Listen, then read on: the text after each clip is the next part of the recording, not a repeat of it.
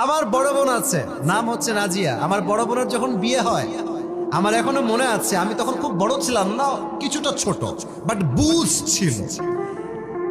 পাত্র আসলো একটা, আপনাকে ডাকটা করছে না তোমার কথায় ভাই, আমি কিন্তু আয়াতেই আছি, বাট হাদিসে এখন ব্যাখ্যা দিচ্ছি।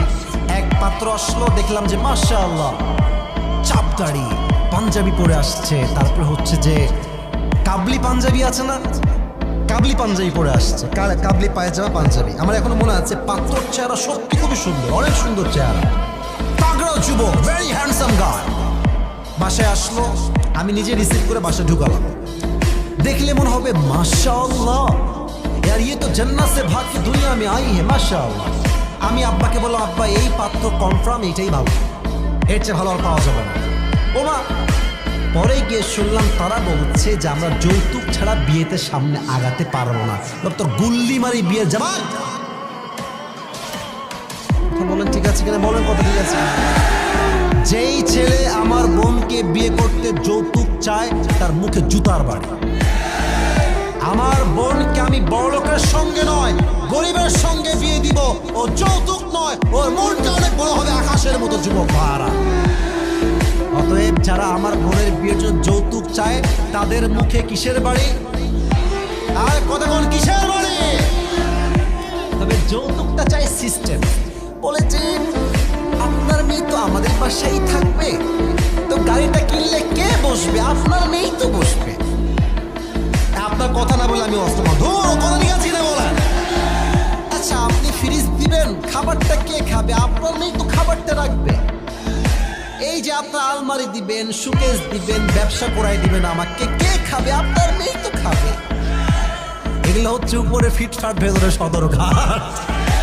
আমার কথা একটা, আমার মেয়েকে বিয়ে করতে যেই ছেলে যৌতুক চায়, আমাকে বুঝতে হবে সেই যুবক আমার মেয়ের জামাই হওয়ার যোগ্যতা রাখে না। যুবক ভাই, আমি বাপকে বললাম গুল্লি মারি ওই জামাই, বাদ দাও এইটা, রিজেক্ট, একদম না। 8 বছর আগের কথা বলছি। আচ্ছা, পরে আরেকজন পাত্র আসলো, জেনারেল ব্যাকগ্রাউন্ডের, ইংরেজি পড়ায়, খুব ভালো মানুষ, মাশাআল্লাহ চাপ দাঁড়িয়েও আছে। তো অনেক কথাবার্তা হলো, একদম আগায় গেল, মানে 2-1 দিনে বিয়ে আগায় গেছে। আমি আপনাকে মূল হাদিসটা এখানে আনতে চাই, মূল মেসেজটা। বিয়ে যখন কনফার্ম, মোটামুটি সবাই আমরা রাজি, ভালো লেগেছে আমাদের। আমার বোনকে আমার আব্বা ডাকলো আর এক রুমে, আমার মা আসলেন, আমি আসলাম, বাবা আসলো। আমার বাবা কি বলছে জানেন? নবীর হাদিস দেখেন, আমার বাবার কাজ দেখেন। বলছে, মা এই পাত্র আমারও পছন্দ, আসিফেরও পছন্দ, তোমার মায়েরও পছন্দ, মা তুমি কি রাজি আছো কি? আমার বোন যখন বলেছে ইয়েস বা হাসি দিয়েছে, তখন আমার বাবা বিয়ের জন্য সামনে এগিয়েছে। নবী ইনশাআল্লাহ কেন বললেন? কারণ নবীজি ফাতেমার থেকে এখনো পারমিশনটা নিয়ে আসেন নাই। ফাতেমা, তোমার জন্য এই তরুণদের সবচেয়ে চরিত্রবান যুবককে চুজ করেছি বিয়ের পাত্র হিসেবে, তুমি কি রাজি আছো ফাতেমা? ফাতেমা ডাকতে বলছে, আব্বাজান মাসমুহ, তার নাম কি? বলছে ইসমুহু আলী, রাজি আছো মা? একটা মুচকি হাসি দিয়েছে। নবীজি বলছে মাশাআল্লাহ, বিয়ে আরো অর্ধেক দাও।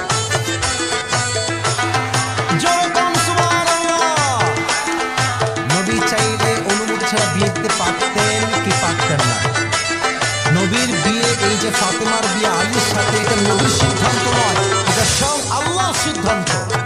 নবীর পারমিশন দিয়ে বুঝিয়েছেন, তোমার মেয়েকে তুমি পেয়েছো, এটা নয় যে গাঞ্জা খোর থেকে পছন্দ হয়েছে, গাঞ্জা খোর সঙ্গে মেয়েকে বিয়ে দিয়ে